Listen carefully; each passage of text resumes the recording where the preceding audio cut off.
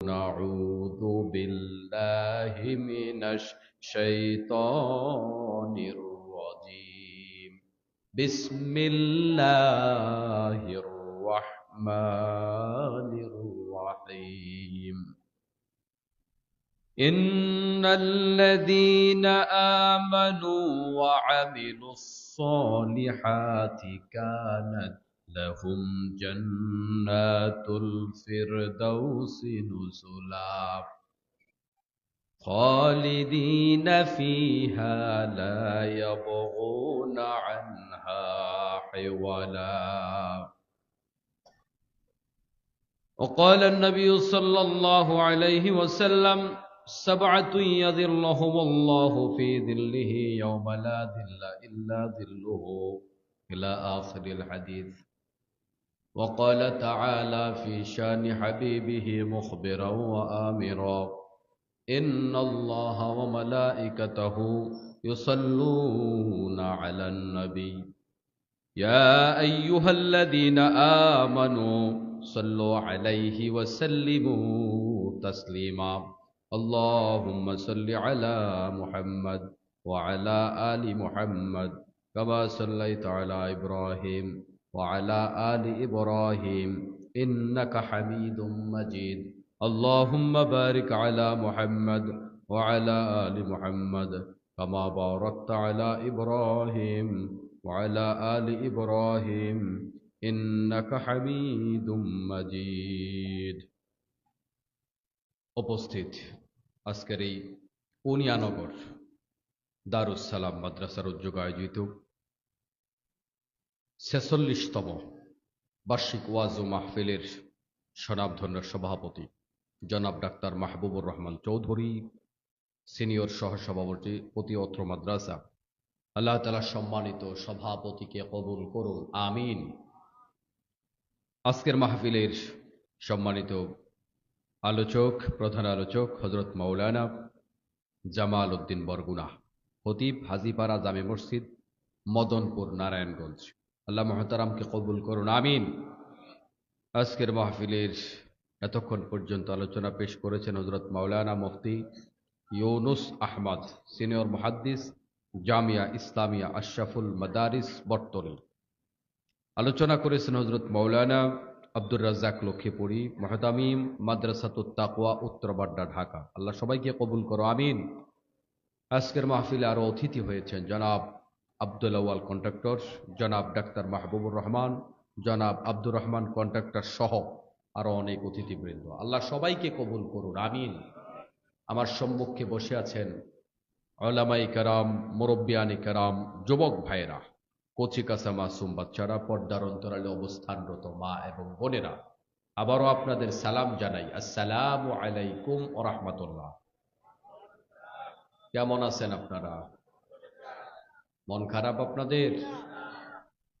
যে মনিব আমাদেরকে ভালো রাখলেন, আমাদেরকে মাহফিল আসার তৌফিক দিলেন, সুস্থ হায়াত দিলেন, বালা মুসিবত থেকে হেফাজতে রাখলেন, আমরা সবাই মিলে আমাদের মালিকের দরবারে একটু সুউচ্চ কণ্ঠে শুকরিয়া জানাই।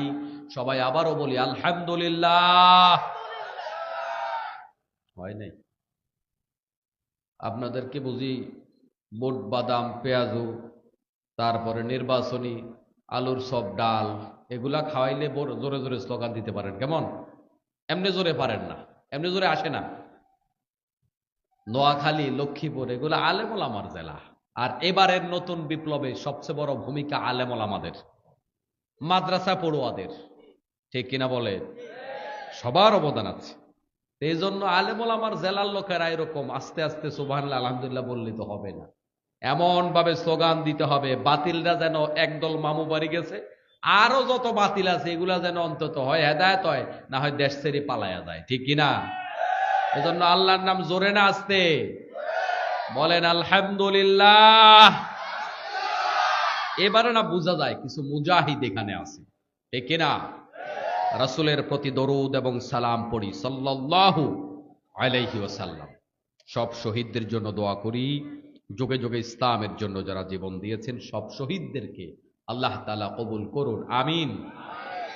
24 সালে যারা শহীদ হয়েছে, আমাদের কলিজার টুকরা তরুণ যুবকেরা, তাদের জন্য আমরা বিশেষভাবে আল্লাহর কাছে দোয়া করছি এবং সব সময় দোয়া করব। আল্লাহ তাদের কারণে আমাদেরকে কোরআনুল কারীমের উন্মুক্ত কথাগুলো আপনাদের সম্মুখে বলার মতো সুযোগ করে দিয়েছে, ঠিক কিনা? কোরআনের অনেক হক কথা এতদিন বলা যেত না।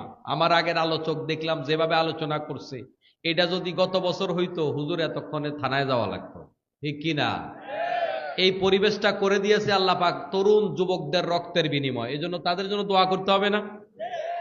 এরা কি, এদের কাছে কি হেফাজত আছে? এদের কাছে কি জামাতি ইসলাম আছে? এদের কাছে কি তাবলিগ আর পাবলিক আছে নাকি? ওদের কাছে দাড়িওয়ালা টুপিওয়ালা ওদের চিরশত্রু, ঠিক কিনা? আল্লাহ তাআলার কাছে দোয়া করি, আল্লাহ সব শহীদদেরকে জান্নাতের উচ্চ মাকাম দাও। সবাই বলি আমিন। প্রিয় মুসলমান ভাইরা, আমি আপনাদের সম্মুখে কোরআনুল কারীমের সূরা কাহাফ, অত্যন্ত গুরুত্বপূর্ণ একটি সূরা, সূরা কাহাফের 2খানা আয়াতে কারিমা তিলাওয়াত করেছি। কতখানা আয়াতে কারিমা? 2খানা। সূরার নাম হচ্ছে কাহাফ। আসহাবে কাহাফের নাম শুনছেন আপনারা? সবাই শুনছেন? সূরার নাম হলো কাহাফ। কাহাফ শব্দের শাব্দিক অর্থ হচ্ছে গুহাবাসী। কি বাসী? গুহা মানে বুঝেননি? গর্ত, গর্ত। গুহাবাসী। আল্লাহ রাব্বুল ইজ্জাত তাদের নামে, তাদেরকে কেন্দ্র করে এই সূরাটি নাজিল করেছেন। আমার প্রিয় ভাইয়েরা, এই সূরার এই 2টা আয়াতে আল্লাহ রাব্বুল আলামিন কিছু মানুষদের ব্যাপারে বলেছেন। আল্লাহ তাআলা তাদেরকে জান্নাতের শুভ সংবাদ দিচ্ছেন, তারা জান্নাতে যাবে 2টা কাজ করলে। আর জান্নাতে তো যাবেই, ওই জান্নাতে তারা চিরস্থায়ী হবে এবং বড় জান্নাতটাই তারা পাবে। কাজ করতে হবে 2টা, যোগ্যতা হবে 2টা। কয়টা? এই 2টা যোগ্যতা অর্জন করলে পরে আল্লাহ পাক বড় জান্নাতটা দেবে। সুবহানাল্লাহ। বান্দাকে জান্নাতে যাওয়ার জন্য জবাবদিহি করে পরীক্ষার মুখোমুখি হয়ে তারপর জান্নাতের উপযুক্ত হতে হবে। বিনা বিচারে আল্লাহ পাক জান্নাত দেবে না। বিচার করে, ফায়সালা করে জান্নাত দেবে। কেউ হাজতে থাকবে 10 বছর, 20 বছর, 50 বছর, 1000 বছর, 2000 বছর, ওই হাজত থেকে খেটে তারপরে আবার জান্নাতে যাবে, এমনও লোক আছে এবং থাকবে। প্রিয় ভাইয়েরা, কিন্তু এক শ্রেণীর মানুষ এমন আছে যাদেরকে আল্লাহ রাব্বুল আলামিন এমন পছন্দ করবেন, এমন ভালোবাসবেন, তাদেরকে হাসরের মাঠে রোদে শুকাতে দেবে না। একটা শ্রেণী রোদে শুকাবে, আপনারা জানেন না? এরকম কমন প্রাথমিক ওয়াজ তো আপনারা জানেন। কিন্তু আরেকটা শ্রেণীর লোকদেরকে আল্লাহ পাক রোদে শুকাবে না, আরশের ছায়ায় স্পেশাল জায়গায় গেস্ট বানাইয়া তাদেরকে সারি সারি স্থান দেবে। এখানে হবে আবার 7টা class, first class, second class, third class, fourth class, fifth class, 6, 7th, 7টা ক্লাস হবে। কয়টা ক্লাস? ওখানে আবার যারা থাকবে তারা আবার স্পেশাল। তাদেরকে ফেরেশতারা কোনো কথা জিজ্ঞেস করবে না, দেখি আপনার পাসপোর্ট কই, এটা জিজ্ঞেস করবে না। বাকিদের জিজ্ঞেস করবে পাসপোর্ট ঠিক আছে নি, ভিসার মেয়াদ ঠিক আছে নি। বাকিদের ফেরেশতা কি করবে? ভেরিফাই করবে। আর এই 7 শ্রেণীকে কোনো প্রশ্ন করবে না, ফেরেশতা ভেরিফাই করবে না, কারণ আল্লাহ পাক নিজে ভেরিফাই করে ওদেরকে ওই জায়গায় জায়গা দিবে। সুবহানাল্লাহ। এই 2টা আয়াত এবং যাদেরকে আল্লাহ পাক এই 7 শ্রেণীর ভিতরে ঢুকাবেন, জান্নাতের ফার্স্ট ক্লাস যারা পাবে, তাদের ব্যাপারে আমরা আজকে কথা বলতে চাই, শুনতে চাই। আমার কোনো যোগ্যতা নেই, এলেম কালাম নেই। রব্বুল কারীমের দরবারে আমরা একটু তৌফিক চাই। আল্লাহ পাক যেন আমাকে বলার, আপনাদেরকে শোনার এবং সবাইকে আমল করার তৌফিক দেয়। সবাই বলে আমিন। আল্লাহ রাব্বুল আলামিন বলছেন, ইন্নাল্লাযীনা আমানু ওয়া আমিলুস সলিহাতি কানাত লাহুম জান্নাতুল ফিরদাউসি নুজুলা। নিশ্চয় যারা ঈমান আনয়ন করেছে, নেক আমল করেছে, আল্লাহ বলেন তাদের জন্য থাকবে জান্নাতুল ফিরদাউস। কি জান্নাত? জান্নাতুল ফিরদাউস। শুধু জান্নাতুল ফিরদাউস থাকবে এটা ভবিষ্যৎবাণী নয়। আল্লাহ বলেন কানাত, জান্নাতুল ফিরদাউস আল্লাহ বানাবেন এমন নয়, বরং জান্নাতুল ফিরদাউসটা আল্লাহ তাআলা অলরেডি আমাদের জন্য বানিয়ে রেখেছেন। সুবহানাল্লাহ। আল্লাহ বললেন ঈমান আনলে, নেক আমল করলে জান্নাতুল ফিরদাউস পাবে। এবং বিশ্ব নবী সাল্লাল্লাহু আলাইহি ওয়াসাল্লাম আমাদেরকে জানায়, ও আমার উম্মতেরা, তোমরা যদি জান্নাত চাও, আল্লাহর কাছে জান্নাতের দোয়া করো। তখন জান্নাতুল ফিরদাউসটা আল্লাহর কাছে চাও, ছোট জান্নাত নয় বরং বড় জান্নাত চাও। সুবহানাল্লাহ। এটা সব উম্মতদের জন্য আল্লাহর নবীর ঘোষণা। এর দ্বারা বোঝা যায় লক্ষ্মীপুরে রজপাড়া গায়ের এই বটতলির একটা সাধারণ কৃষক, একজন চাষা, একজন অর্ধশিক্ষিত, একজন কুলি, একজন মেথর, ওই মানুষটাকেও আল্লাহর নবী বলেছেন জান্নাত যদি চাও বড় জান্নাতটাই চাও, জান্নাতুল ফিরদাউস চাও। এর মানে বোঝা যায় ওই জান্নাতুল ফিরদাউস ওই এই অজপাড়া গায়ের একটা সাধারণ মানুষকেও আল্লাহ দিতে পারে, ঠিক কিনা? জান্নাতুল ফিরদাউস কেবল আলেম ওলামার জন্য বিষয়টা এরকম নয়, যে কাউকে আল্লাহ রাব্বুল আলামিন জান্নাতুল ফিরদাউস দিতে পারে। কিন্তু মুসলমান ভাইয়েরা, জান্নাতের জন্য উপযুক্ত হওয়া, আল্লাহর কাছে জবাবদিহি করে জান্নাতে যাওয়া, এটা বড় কঠিন। ফামান ইয়া'মাল মিসকালা যাররাতিন খায়রান ইয়ারাহ ওয়া মান ইয়া'মাল মিসকালা যাররাতিন শাররান ইয়ারাহ। বিন্দু পরিমাণ যদি নেক কাজ করা হয়, ওই নেক কাজের প্রতিদান আল্লাহ পাক যেমন দেবেন, একটা সামান্য অপরাধ করলেও ওইটার জবাবদিহি করে তারপরে আল্লাহর কাছে জান্নাতের উপযুক্ত হতে হবে। তিনি আহকামুল হাকিমিন, তিনি ন্যায় বিচারক, পার্সিয়ালিটি তিনি করেন না। ওই আল্লাহ রাব্বুল আলামিন আমাদেরকে যদি হাসরের মাঠে ধরেন, একজন আল্লাহর দরবারে জবাবদিহি করে করে জান্নাতে যেতে পারবে না। এই জন্য বিশ্বনবী সাল্লাল্লাহু আলাইহি ওয়াসাল্লাম সাহাবাই কেরামকে দোয়া শিখিয়েছেন, আল্লাহুম্মা হাসিবনি হিসাবান ইয়াসীরা। সবাই বলেন আল্লাহুম্মা হাসিবনি হিসাবান ইয়াসীরা। সবাই বলেন আল্লাহুম্মা হাসিবনি হিসাবান ইয়াসীরা। আয় আল্লাহ, তুমি আমাদের জন্য হিসাব সহজ করে দাও। এটার অর্থ হচ্ছে আল্লাহ আমাদের জন্য হিসাব সহজ করে দাও। আল্লাহর নবী দোয়া করতে ভুলতেন না, সাহাবাই কেরাম দোয়া করতে ভুলতেন না। সাহাবাই কেরামকে আল্লাহর নবী শিখিয়েছেন হিসাবটা একটু সহজ করে দাও। সাহাবীরা প্রশ্ন করলেন, ইয়া রাসূলুল্লাহ, হিসাব সহজটা কিরকম? কিরকম হিসাব হইলে এটারে সহজ কয়? কয় নাম্বার পাইলে এটারে হিসাব সহজ কয়? আল্লাহর নবী বললেন, হিসাব সহজের মানে হলো আল্লাহ তাআলা আমলনামা দেখবেন আর সাথে সাথে ছেড়ে দেবেন, কোনো প্রশ্ন করবেন না, কোন প্রশ্ন করবেন না। এটা হলো হিসাব সহজ। কারণ আল্লাহ রাব্বুল আলামিন যখন প্রশ্ন করবেন, যিনি হাসরের মাঠে কাহার হয়ে যাবেন, মহাপরাক্রমশালী হবেন, যার দিকে তাকিয়ে কেউ সেদিন কথা বলতে পারবে না। সব ফেরেশতারা সারি সারি দাঁড়িয়ে থাকবে, সাফফাল লা ইয়াতাকাল্লামুনা ইল্লা মান আযিনা লাহুর রহমান। কেউ কথা বলবে না, আল্লাহর অনুমতি ছাড়া ফেরেশতাও কথা বলবে না, নবীরা কথা বলবে না। আল্লাহর দিকে মাথা উঁচু করে সেদিন কেউ দাঁড়াবার, কেউ তাকাবার সাহস করবে না। আল্লাহু আকবার।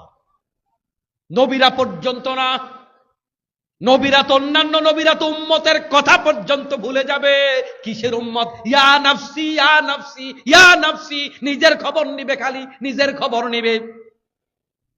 যেদিন আল্লাহ রাব্বুল আলামিন এত ভয়ঙ্কর হয়ে যাবেন, সেদিন আল্লাহ রাব্বুল আলামিন যদি কারো কাছে হিসাব চায়, একদিনের অক্সিজেনের হিসাব চাইলে বান্দার পক্ষে জবাবদিহি করা সম্ভব নয়।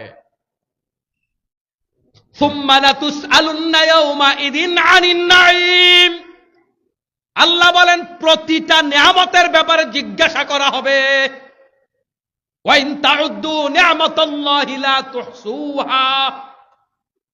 নিয়ামত যদি গণনা করা শুরু করে দাও, এক এক করে গোটা জীবন নিয়ামত গণবা, নিয়ামত তোমাদের শেষ হবে না। একটা বডির মধ্যে কত নিয়ামত দিয়েছে, এটাই তো কোনোদিন গণে শেষ করতে পারবা না। আল্লাহর নিয়ামত খাইয়া আল্লাহর সাথে বেঈমানি করো, আল্লাহর নিয়ামত খাইয়া আল্লাহর সাথে গাদ্দারি করো। একটা দিনে কত টাকার অক্সিজেন আমরা ব্যবহার করি, তার কি হিসাব কোনোদিন করেছি? 1 মিনিটের জন্য, 2 মিনিটের জন্য অক্সিজেন বন্ধ হইলে আপনি বেহুশ হয়ে মাটিতে পড়ে যাবেন। আল্লাহর দিয়ে অক্সিজেন টানতেছেন আর আল্লাহর বিরুদ্ধে বক্তৃতা দেন। আল্লাহর দিয়ে অক্সিজেন টেনে টেনে আলেম ওলামার বিরুদ্ধে বক্তৃতা দেন। আল্লাহর দিয়ে অক্সিজেন টেনে টেনে এই দেশের ইসলামের বিরুদ্ধে বক্তৃতা দেন। আছে না নাই? অক্সিজেনের জবাব দেন দেখি। আল্লাহ রব্বুল আলামিন যদি প্রশ্ন করে, দৈনিক যদি 1000 টাকার অক্সিজেন ব্যবহার করে থাকো, মাসে 30,000 আমি কমাইয়া কইলাম, এক বছরে কত টাকার কত লক্ষ টাকার অক্সিজেন আপনি ব্যবহার করেন? এক জীবনে কত কোটি টাকার অক্সিজেন ব্যবহার করেছেন? জবাব যদি আল্লাহ চায়, শুধু অক্সিজেনের জবাব দেয়া যাবে না। আল্লাহর নিয়ামতের মধ্যে হাবু ডুবু খাচ্ছি এমন নয়, আল্লাহ মাঝে মাঝে নিয়ামত দেয়, আমরা আল্লাহর নিয়ামতের মাঝখানে ডুবে ডুবে আছি। চারপাশে আল্লাহ পাকের নিয়ামত। মাত্র 2টা বাল্ব চালাইলে এখন 2000 টাকা বিল আসে, বিদ্যুৎ বিল এমন বাড়ছে। এই ছোট্ট 10 ফিট বাই 10 ফিট রোম আলোকিত করার জন্য 2000 টাকার বিদ্যুৎ বিল দেন। গোটা দুনিয়া আল্লাহ পাক আলোকিত করছে, লক্ষ লক্ষ মাইল দূর থেকে সূর্য আলো দিচ্ছে। দৈনিক আপনাকে আল্লাহ পাক কত শত টাকা, কত হাজার টাকার আলো দৈনিক দেয়।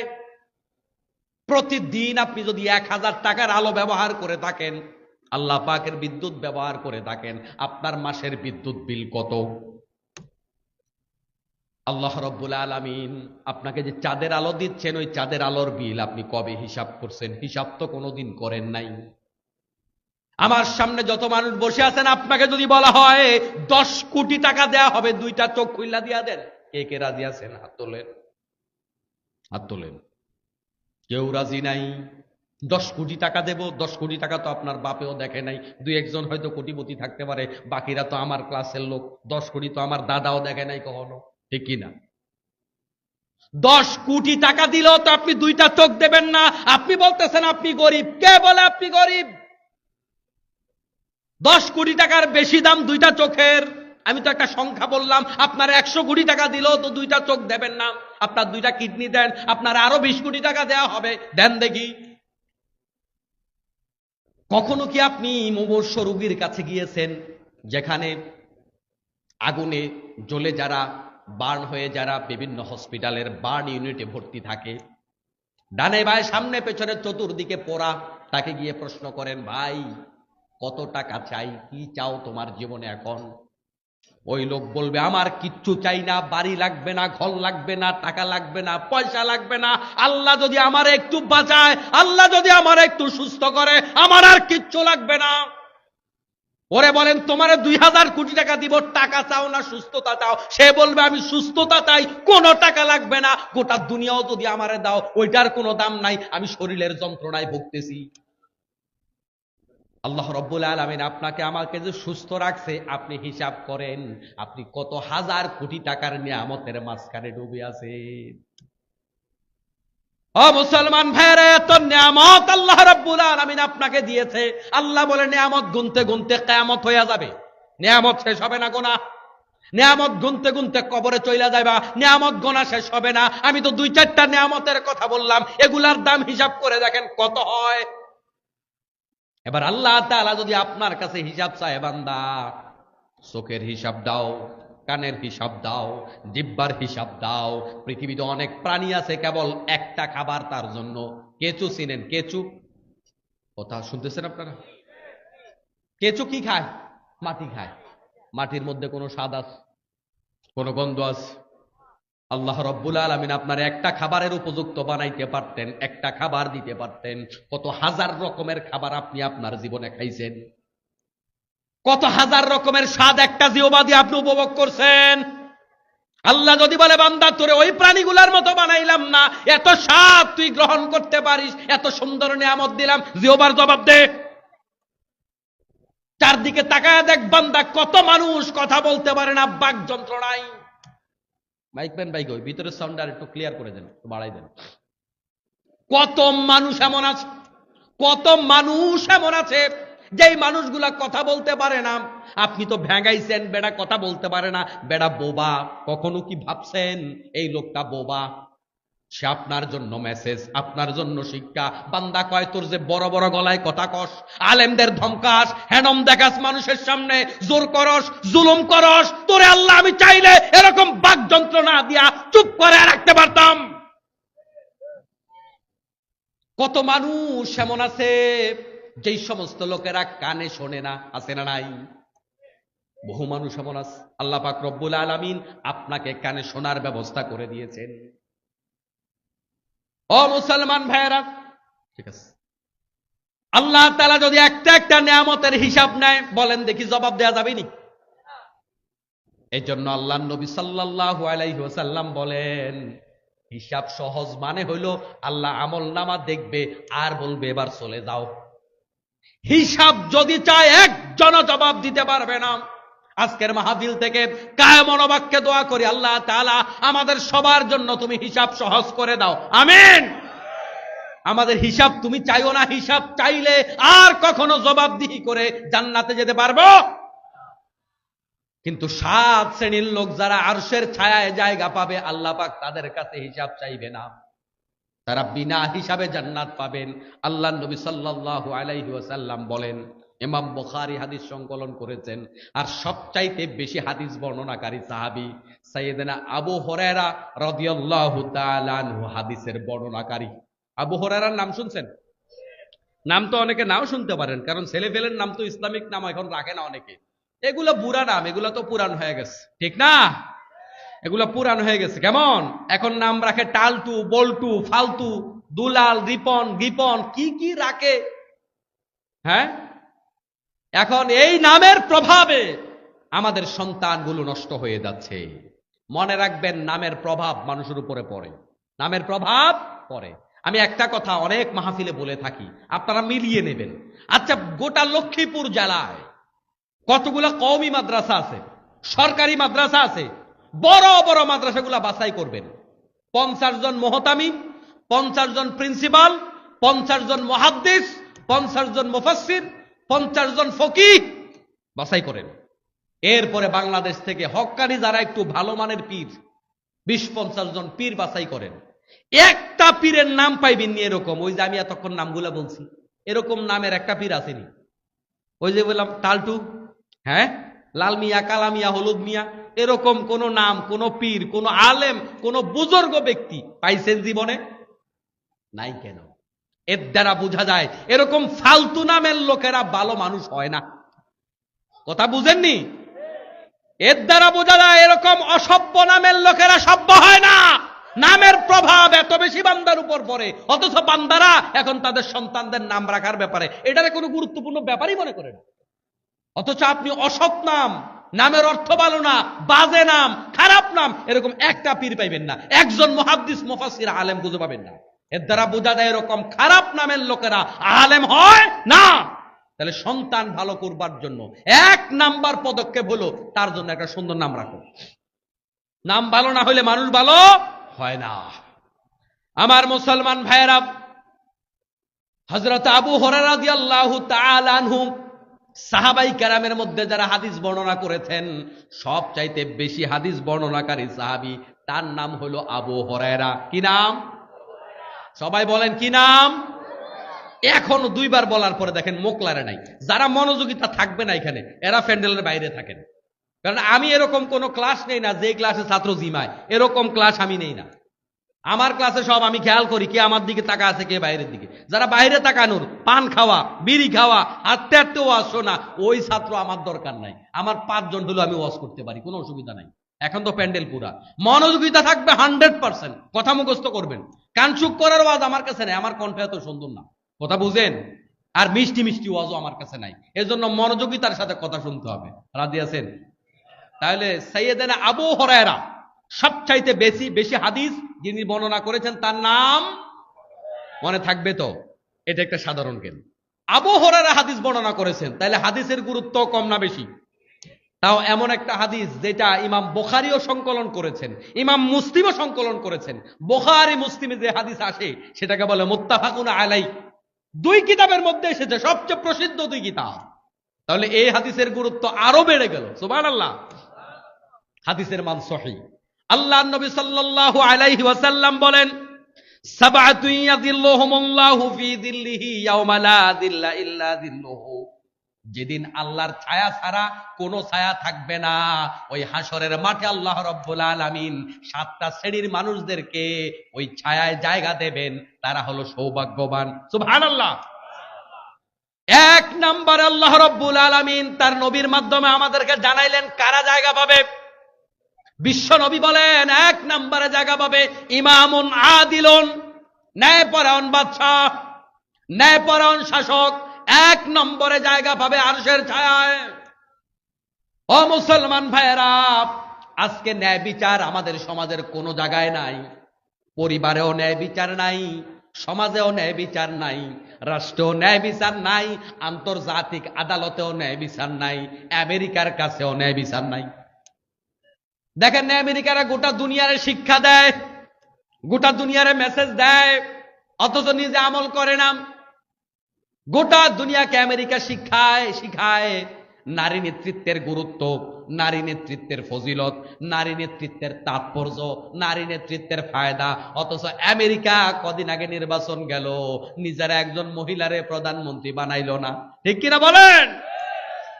আমেরিকা প্রেসিডেন্ট নারী বানায় না, অথচ আমাদেরকে নারী নেতৃত্বের সবক দেয়। ওরা বুঝে নারী যেখানে নেত্রী হয় সেখানে আল্লাহর রহমত থাকে না, সেখানে বরকত থাকে না, ওই সমাজ পিছিয়ে যায়। এজন্য আমেরিকা আমল না করে আমাদেরকে সবক দেয়, আমরা যেন আল্লাহ পাকের রহমত বরকত থেকে বঞ্চিত হই, আর আমাদের দেশ যেন পিছিয়ে যায়। এজন্য তারা নিজে আমল না কইরা আমাদেরকে আমল করতে বলে। ঠিক কিনা?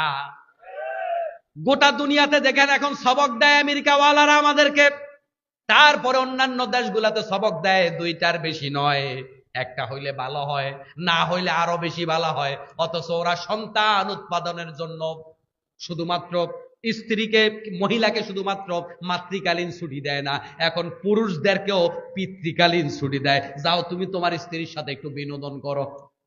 কথা বুঝেন? মাতৃকালীন ছুটির পরে পিতৃকালীন ছুটি দেয়, তাতেও সন্তান হয় না। ওরা দেখছে আমাদের জনগণ কমে যায়, মুসলমান বেড়ে যায়, এজন্য আমাদেরকে সবক দেয় দুইটার বেশি নয়, একটা হইলে ভালো হয়। আর মুসলমানরা কয় ঠিক আছে বাব্বা, খুব ভালো কথা কইছে। মুসলমানরা হাততালি দেয়, আর এই ফাঁকে মুসলমান কমে যায়। কাফের বেঈমানরা মনে করে তারা নিজেরা কামাই করে খেতে হয়, কামাই না করলে খাওয়া যায় না। বরং মুসলমানদের ঈমান হলো কামাই হোক আর না হোক খাওয়ানোর মালিক হলো আল্লাহ। কিন্তু বড় আফসোসের বিষয়, সমাজের ম্যাক্সিমাম মুসলমানের রিজিকের ব্যাপারে আজকাল ঈমান নাই। মুসলমান বিশ্বাস করে না আল্লাহ খাওয়ায়। এই সমাজের কত পার্সেন্ট মানুষের ঈমান আছে আল্লাহই ভালো জানে। ম্যাক্সিমাম পরিবারগুলাতে সন্তান দুইটার বেশি তিনটা নেয় না, একটার বেশি দুইটা নেয় না। কেন? কয় খাওয়ামো কি, জায়গা নাই, রাখবো কোথায়? খাওয়ানোর মালিক, রাখার মালিক, পড়ানোর মালিক আল্লাহ। এটা আজকে মুসলমান ভুলে গেছে। ওয়াজে জি ঠিকই কয়, কিন্তু আসলেই ভুলে গেছে। প্রিয় মুসলমান ভাইয়েরা, এজন্য আল্লাহ পাকের রহমত বরকত কমে গেছে।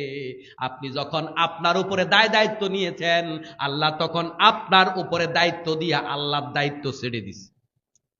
আপনি আল্লাহর ব্যাপারে যেমন ধারণা করবেন, হাদিসে কুদসির মধ্যে এসেছে, আল্লাহ আপনার জন্য তেমন।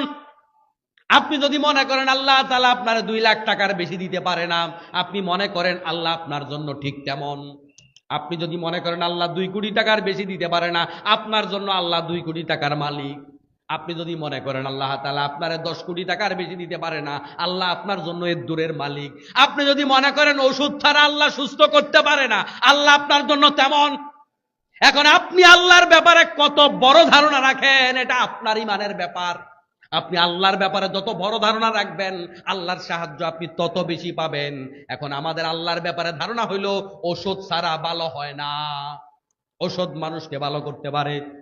এমন বহু মানুষ আমরা দেখেছি গোটা জীবন ওষুধ খাইয়া অসুস্থ হইয়া বিপদে পড়িয়া এবার কয় হুজুর সব জায়গায় গেছি, আমনে কদ্দুর পানি পড়া দেন। এর দ্বারা বোঝা যায় প্রিয় মুসলমান ভাইয়েরা, ওষুধ মানুষকে ভালো করতে পারে না, ভালো করার মালিক আল্লাহ। গোটা জীবন কামাই করেছেন, এক অ্যাক্সিডেন্টে সব সম্পদ শেষ, আছে না নাই? তাইলে আপনি কেমনে মনে করলেন আপনার সম্পদ আপনাকে খাওয়াবে? আপনার সম্পদ আপনাকে খাওয়াতে পারে না, আপনার টাকা আপনাকে খাওয়াতে পারে না। আপনি বাবা, আপনি সন্তানদেরকে খাওয়ান না, এটা ঈমান রাখবেন না। আপনার সন্তানকে আল্লাহ খাওয়ায়। আপনার সন্তান আপনার সন্তান তার রিজিকটা নিয়েই দুনিয়ায় এসেছে। ঠিক কি না? শুধুমাত্র বিশ্বাসের অভাবের জন্য আল্লাহ পাকের বরকত আমরা আজকে হারায় ফেলছি। একজন সন্তান যখন দুনিয়ায় আসে, মায়ের স্তনের মধ্যে দুধ আসে নাকি আসে না? কিন্তু সন্তান আসার আগে দুধ কোথায় থাকে, আসে না কেন? কারণ কি? এর দ্বারা বোঝা যায় ওই সন্তান যে আপনার ঘরে আসছে, ওই সন্তান তার রিজিক নিয়ে আসছে, ওই সন্তান আপনারটা খায় না। আপনি কেবলমাত্র একজন ওসিলা। কথা কি বুঝেন? এই মায়ের দুধ থেকে শিখেন না, এতদিন মায়ের স্তরে দুধ নাই, এখন সন্তান আসার পরে দুধ কেন আসলো? ওই সন্তান দুধ নিয়ে দুনিয়ায় আসছে, ওই সন্তান দুধ নিয়ে আসছে, এতদিন ছিল না। এর দ্বারা বোঝা যায় কেউ কারোরটা খায় না, সবাই যার যার রিজিক খায়, কেউ কারোর রিজিক খাওয়ার কোনো ক্ষমতা না। এর জন্য সন্তান বেশি বেশি উৎপাদন করা দরকার। এটা তো আমরা ভুলে গেছি, আমাদের কাছে এখন লজ্জার কারণ। কয় পোলাপান কয়জন, একটু বেশি কইলে হুজুর কি কোন, আছে না নাই? অথচ আজ থেকে 10 বছর 20 বছর আগের পরিবারগুলোর দিকে তাকান, যেই পরিবারে ভাইয়ের সংখ্যা 7 জন 8 জন 10 জন, যেই পরিবারে জনসংখ্যা যত বেশি, দেখেন ওই পরিবার সামাজিকভাবে পারিবারিকভাবে এস্টাবলিশড হয় সবার আগে। আমি কি ভুল বলছি? ভুল বলছি? তাহলে লোক সংখ্যা যেখানে বেশি, বরকত সেখানে বেশি। আমাদের ইসলামের কাছে ফিরে যেতে হবে। বরকত যদি আল্লাহ পাক উঠায়া দেয়, টাকা দিয়া কুল করতে পারবেন না। কিন্তু আমরা এখন টাকার পরিমাণটা বেশি খুঁজি, বরকত খুঁজি না। পরিমাণ খুঁজবেন না, বরকত খুঁজেন। আল্লাহ পাক যদি জীবনটাকে বরকতময় করে দেয়, তাহলে টাকার অভাব হবে না, শান্তির অভাব হবে না। আল্লাহ রাব্বুল আলামিন বলেন আল্লাহর নবী বলেন, 1 নম্বরে যারা জান্নাতে যাবে তারা হলো ইমামুন আদিলুন, ন্যায় বিচার যারা করবে তারা 1 নম্বরের জান্নাতি। সুবহানাল্লাহ। এখন আমাদের পরিবারগুলোতে ন্যায় বিচার নাই, বাবাই তো সন্তানদের উপরে ন্যায় বিচার করে না। 2 সন্তানকে 2 রকম দেখে, মা তার সন্তানকে খুন করে, বাবা তার সন্তানকে খুন করে, সন্তান বাবাকে খুন করে, মাকে খুন করে। এমন ঘটনা অ্যাভেলেবেল আছে নাকি নাই? গত 2-3 দিন আগে একটা ঘটনা দেখলাম, দুধের শিশুকে একজন মা খুন করেছে। ফুটফুটে সুন্দর একটা কন্যা সন্তান, তার একটু অসুবিধা হয় অবৈধ সম্পর্ক রক্ষা করতে। ওই অবৈধ সম্পর্ককে রক্ষা করার জন্য মা তার জন্ম দেয়া সন্তানটাকে খুন করে ফেলেছে। মুসলমান ভাইয়েরা, পৃথিবীর থেকে মায়া উঠে গেছে, বিচার উঠে গেছে, হায়া উঠে গেছে, ঠিক কিনা? আজকে বাংলাদেশের সব জায়গায় কাটাকাটি, মারামারি, হানাহানি, ঠেলাঠেলি, ঝগড়াঝাটি আছে নাকি নাই? এগুলা দিন দিন বাড়তেছে নাকি কমতেছে? বাড়ার কারণ কি? বাড়ার কারণ একটা, সমাজের মধ্যে ন্যায় বিচার নাই। সমাজের মধ্যে যদি ন্যায় বিচার থাকতো, তাহলে সমাজের মধ্যে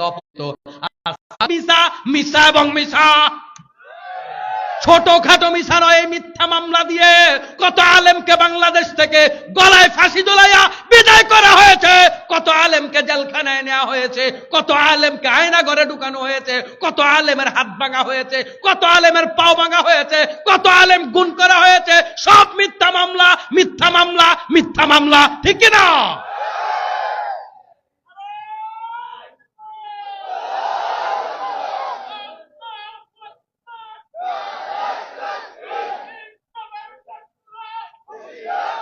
আবার মুসলমান ভাইরা,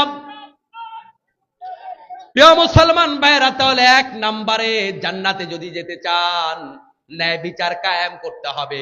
দেশে যদি শান্তি আনতে চান, ন্যায় বিচারের বিকল্প কোনো রাস্তা নাই। আমাদের বাংলাদেশে সবচাইতে সংকট কোন জিনিসের আপনি যদি বলেন, সংকট একটা সবচেয়ে বেশি, সেটা হলো ন্যায় বিচার নাই। কোন জায়গায় ন্যায় বিচার নাই, কোন দল ন্যায় বিচার করে না, নিজের পক্ষেই সবাই বিচার করে। অথচ আল্লাহর নবী সাল্লাল্লাহু আলাইহি ওয়াসাল্লাম একজন নারীর ব্যাপারে রায় দিয়েছিলেন, তার হাত কেটে দাও। হযরত ওসামা রাদিয়াল্লাহু তাআলা আনহু, আল্লাহর নবীর সম্পর্কে নাতি লাগে, ছোট সাহাবী, সাহাবাই কেরাম বলতে চেয়েছেন, ইয়া রাসূলুল্লাহ, বিচারটা একটু ছোট করেন। মহিলা মানুষ, তার যদি হাত কেটে দেন, যুবতী মানুষ, তার বিয়ে শাদী দিবে কেমনে, তার ভবিষ্যৎ জীবনটা কেমনে চলবে? কিন্তু আল্লাহর নবীর কাছে যাওয়ার সাহস করে না। এখন ওসামারে বলছে, ওসামা, তোমারে তো নবী বেশি পছন্দ করে, তুমি ছোট মানুষ, তুমি একটু নবীর গিয়া সুপারিশ করো, নবী যেন বিচারটারে একটু কমায়। ওসামা গিয়া বললেন, ইয়া রাসূলুল্লাহ, এই মহিলার সাজাটা একটু কমানো যায় কিনা? আল্লাহর নবী সাল্লাল্লাহু আলাইহি ওয়াসাল্লামকে সব খবরগুলা দিয়া দেয় কে? আল্লাহর নবী বললেন, ওসামা, তোমার মতো ছোট মানুষ এত শক্ত কথা, এত বুদ্ধিদীপ্ত কথা বলার কথা নয়, এটা তোমার মাথায় ঢুকার কথা নয়। সত্য কথা বলো, তোমারে শিখাই দিছে কে? ওই যে দূরে সাহাবাই কেরাম বসে আছে, ওরা আমারে শিখাই দিছে, ওদেরকে ডেকে আনো। আল্লাহর নবী দাঁড়িয়ে ভাষণ দিলেন, সুন্দর চেহারা আল্লাহর নবীর, যখন রেগে যায় তখন রক্তবর্ণ হয়ে যায়। আল্লাহর নবী রেগে গেলেন, দাঁড়িয়ে ভাষণ দিলেন, ও সাহাবাই কেরাম শুনে রাখো, এই জায়গায় যদি ওই ফাতেমা না হয়ে আমার মেয়ে ফাতেমা হতো, আল্লাহর নামের শপথ করে বলতে পারি আমার মেয়ে ফাতেমার হাতটাও আমি কেটে দিতাম। ন্যায় বিচার কাকে বলে? এই পৃথিবীতে বিপর্যয় গজব শুরু হয়েছে ন্যায় বিচার না থাকার কারণে। বাংলাদেশে চোর বাড়তেছে কেন বলেন? ন্যায় বিচার নাই। কারণ প্রতিটা চোর জানে আমার উপরে মামু আছে, আমার উপরে খালু আছে, আমার উপরে বস আছে, ঠিক কিনা? এই বাংলাদেশে দর্শন কেন হয় আপনারা বলেন? সবগুলা দর্শনকারীর উপরে রাজনৈতিক নেতা আছে না নাই? সবগুলা লুটতরাজের উপরে রাজনৈতিক দলের নেতা আছে না নাই? সবগুলা চাঁদাবাজের মামু খালু আছে না নাই? প্রত্যেকটা চাঁদাবাজ তাদের টাকার পার্সেন্টেজ ওই এমপির হাতে দেয়, মন্ত্রীর হাতে দেয়, প্রধানমন্ত্রী পর্যন্ত চাঁদা খায়।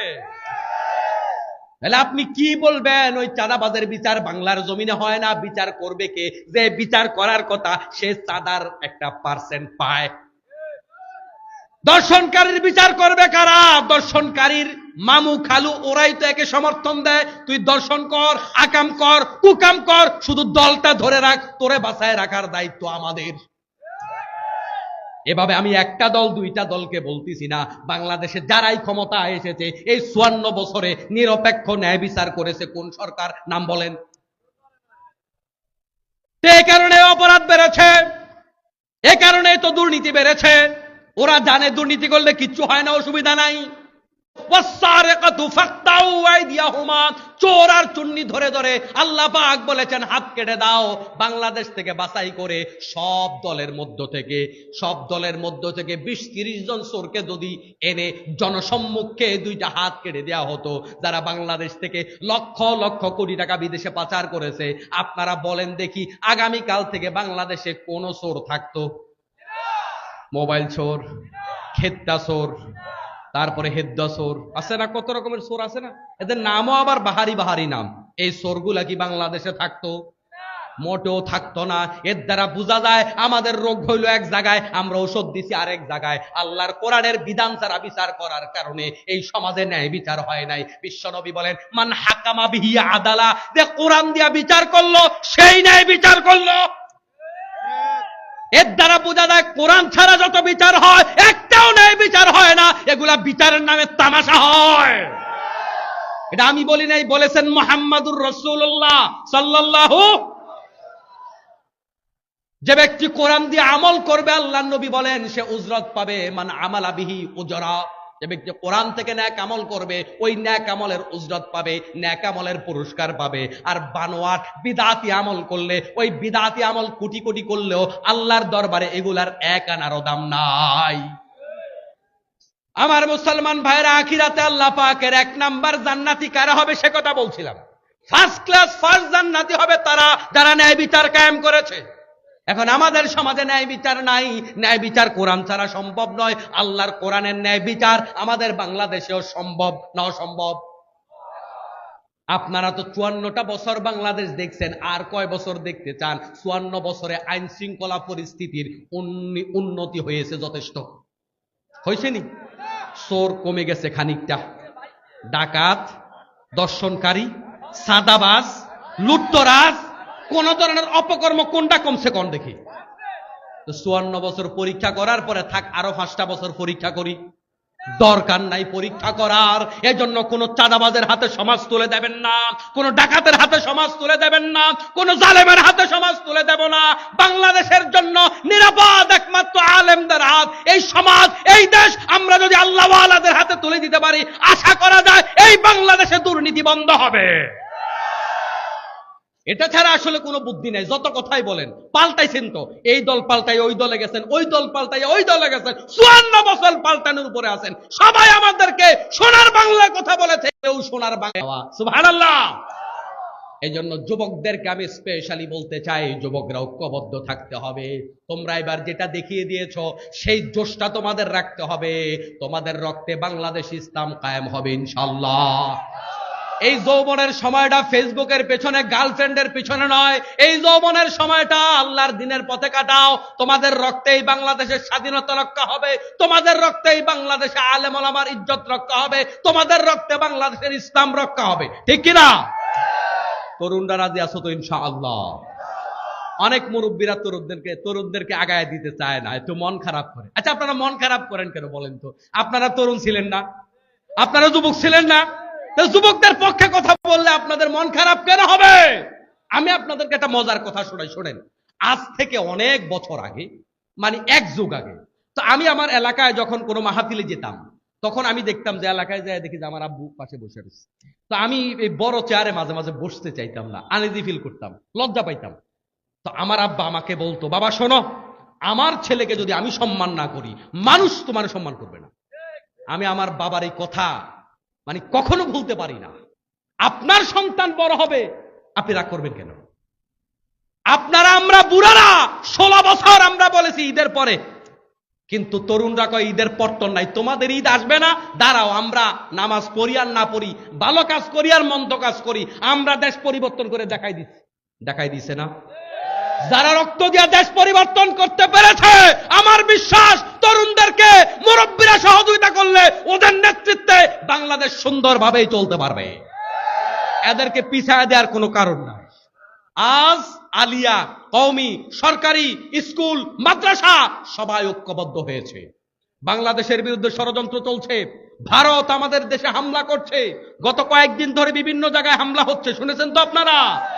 আমাদের দেশের প্রশ্নে আমরা টুপি দেখব না, দাড়ি দেখব না, পাঞ্জাবি দেখব না, কালার দেখব না, আওয়ামী লীগ বিএনপি জাতীয় পার্টি বুঝি না, শুধু কালিমাওয়ালা মুসলমান যারা আছি জীবন দেওয়ার জন্য প্রস্তুত থাকবো।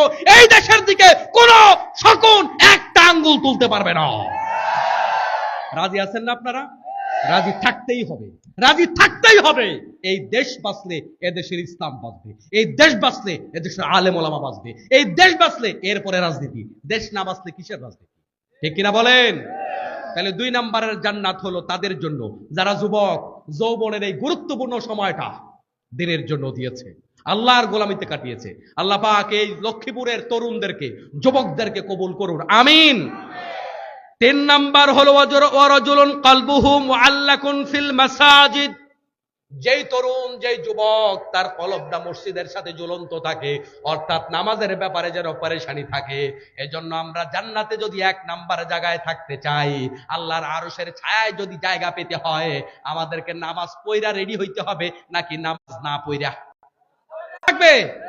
শীতকালটা গেলে তো শীতকালেও পড়া লাগবে। আল্লাহ কবুল করুন। তারপরে হচ্ছে ওয়ারাজুলানে তাহাব্বানি ফিল্লাহ ইসতামা আলাইহি ওয়া তাফাররাকা আলাইহি।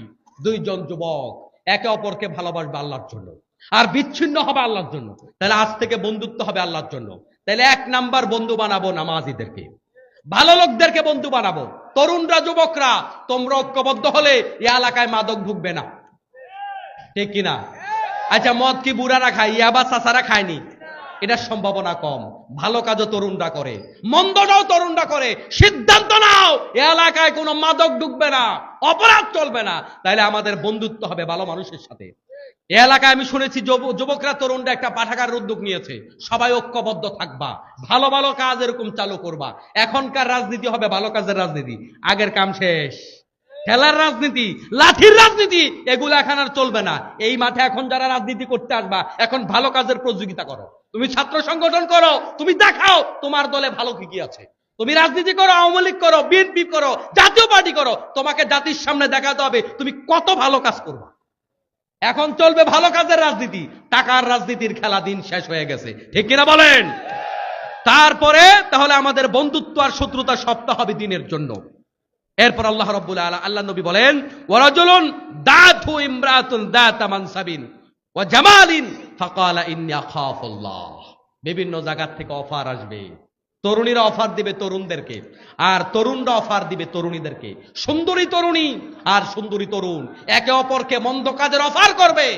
আর ওই সময় যে ব্যক্তি বলবে আমি আল্লাহকে ভয় পাই, বিশ্বনবী বলে আল্লাহ তাআলা তাকে আরশের ছায়ায় জায়গা করে দিবে। সুবহানাল্লাহ। এরপরের জান্নাতি হবে কারা? এরপরে জায়গা পাবে কারা? বিশ্বনবী সাল্লাল্লাহু আলাইহি ওয়াসাল্লাম বলেন, ওয়ারাজুলুন তাসাদ্দাকা বিসাদাকাতিন ফাখফাহা হাত্তা লা তা'লামা শিমালুহু মা তুনফিকু ইয়ামিনুহু।